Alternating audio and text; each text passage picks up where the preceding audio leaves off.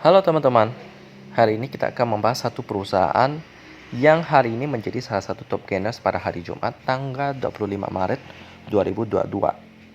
Perusahaan yang satu ini bergerak di bidang distribusi BBM, lalu ada lagi pelumas dan juga menjadi salah satu penyedia layanan pelabuhan untuk bongkar muat BBM juga teman-teman, dan juga berbagai bisnis yang mereka jalankan. Ya, awalnya saya pikir ini adalah perusahaan asing. Tapi setelah saya membaca-baca, melihat sejarah daripada perusahaan ini, akhirnya ternyata perusahaan ini merupakan perusahaan asli dari Indonesia, alias adalah perusahaan domestik, yakni adalah AKR Corporino Tbk dengan kode emiten AKRA. Ya, ada alasan kenapa saya mengira bahwa perusahaan ini merupakan perusahaan asing, ya. Karena saya pernah melihat salah satu pom bensin dengan merek AKR itu di Malaysia. Tepatnya berada di daerah Kuching yang dekat dengan Singkawang. Akhirnya waktu itu saya menyimpulkan bahwa ini merupakan perusahaan asing yang membuka cabangnya di Indonesia. Karena biasanya kalau saya mengisi bensin itu biasanya ke Pertamina. Saya tidak pernah loh, ya, bahkan sekali aja belum pernah mengisi bensin saya di pom bensinnya Akra, ya, karena memang ada sih di Singkawang ada satu cabangnya, tetapi agak jauh dari rumah saya. Kalau nggak salah Akra ini cabangnya itu ada di daerah mau ke Pontianak. Jadi agak jauh gitu teman-teman. Hanya saya lebih sering ke Pertamina daripada Akra, ya. Karena saya melihat bahwa Pertamina itu kan udah banyak banget cabangnya di Indonesia. Tapi waktu saya ke Kuching, ke Malaysia itu kok nggak ada sih?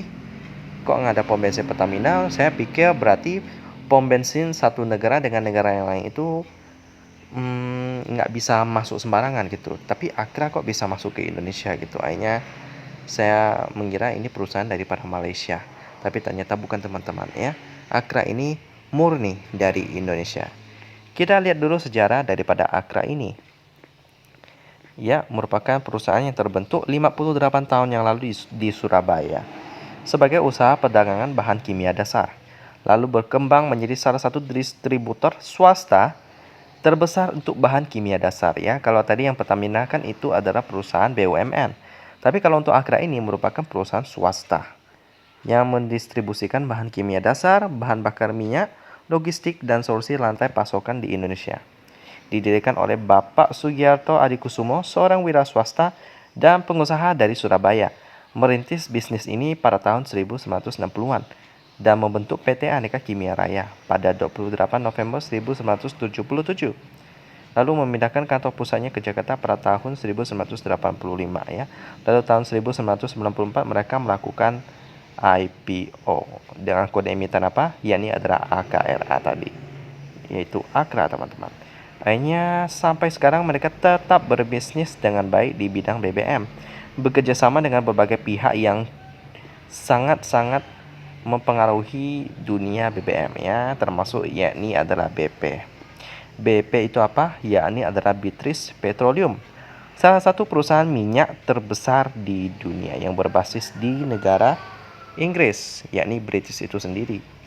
Nah, dari kerjasama inilah mereka dapat menghasilkan produk yakni pelumas ya, bukan menghasilkan sih, lebih ke mendistribusikan ya. Ya, yakni pada tanggal 8 Mei 2017, Castrol yang merupakan merek pelumas daripada BP dan AKR menandatangani perjanjian distribusi pelumas untuk sektor industri, kelautan, pertambangan, dan kendaraan komersial ya. Nah, di sini Castrol adalah perusahaan pelumas milik BP atau British Petroleum, dan kerjasama ini adalah langkah maju dalam kemitraan antara BP dan AKR. Ini. Inilah mereknya teman-teman.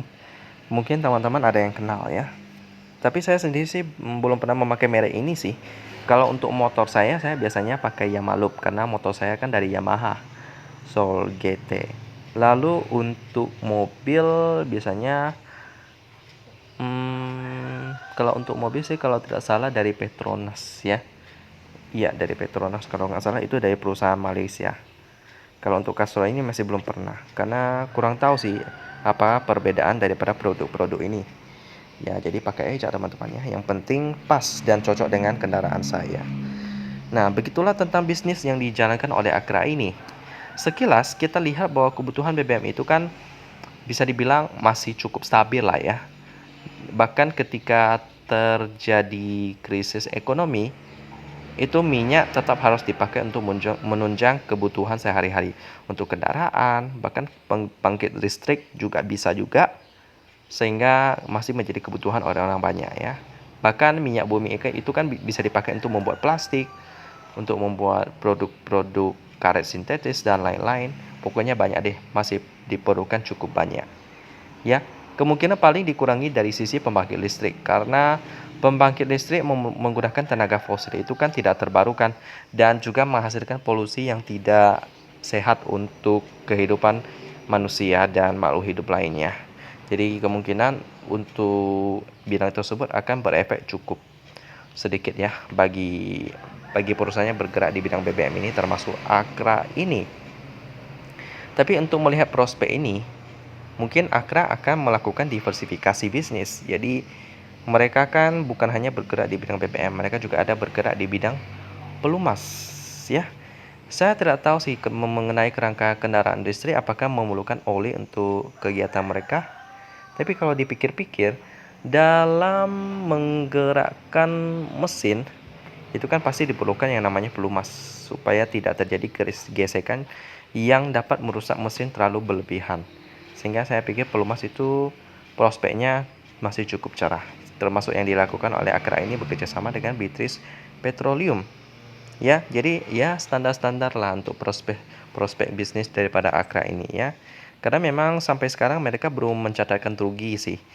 Mereka masih laba kalau lihat dari laporan keuangan di LTI Bisnis ya. Pertama kita sekarang masuk ke LTI Bisnis untuk melihat pemegang saham daripada Akra ini. Yakni adalah PT Alta Kencana Raya Tama dengan posisi 59%, jadi berarti porsi masyarakatnya itu sebesar 38%. Cukup aman. Lalu ketika kita baca tentang pemegang saham yang satu ini sih nggak ada masalah hukum yang serius sih. Nggak ada ya malahan ya. Jadi langsung aja kita lanjut ke key statistik untuk melihat fundamental perusahaan yang satu. Sangat profitable. Dengan operating profitnya lebih besar daripada net profit, which is nice. Dengan PER-nya 16 kali. Udah cukup mahal bagi saya. Dengan PPV-nya juga udah 2 kali lipat. Udah cukup mahal. Lalu operating profit margin 5%, lalu net profit margin 4%. Cukup nice. Tapi lumayan tipis. Dengan kurang ratio-nya 129%. Lalu tes terakhir kita lihat turnover daripada Akra ini ya. Kalau kita lihat di sini turnovernya 46M. Cukup liquid, tapi sayang fundamentalnya ada cukup mahal teman-teman ya. Jadi untuk Akra ini bisa di skip dulu karena memang ada banyak perusahaan BBM lain yang lebih menarik daripada Akra ini ya. Sebut saja seperti Pegas ya. Memang bukan bergerak di bidang BBM sih, tapi salah satu produk mereka kan termasuk salah satu produk substitusi daripada BBM yakni adalah gas. Ya, untuk Pegas ini masih dapat menjadi pertimbangan bagi teman-teman ya. Pegas juga dapat masuk ke dalam watchlist. Jadi untuk Akra ini sampai valuasinya lebih menarik, cuman dapat dipantau saja dulu ya. Demikian tentang perusahaan daripada penghasil, distributor daripada BBM dan pelumas yang bisa dibilang masih cukup konsisten menghasilkan cuan, sehingga kalau valuasinya lebih murah lagi akan sangat menarik. Dan kita ketemu lagi di video selanjutnya.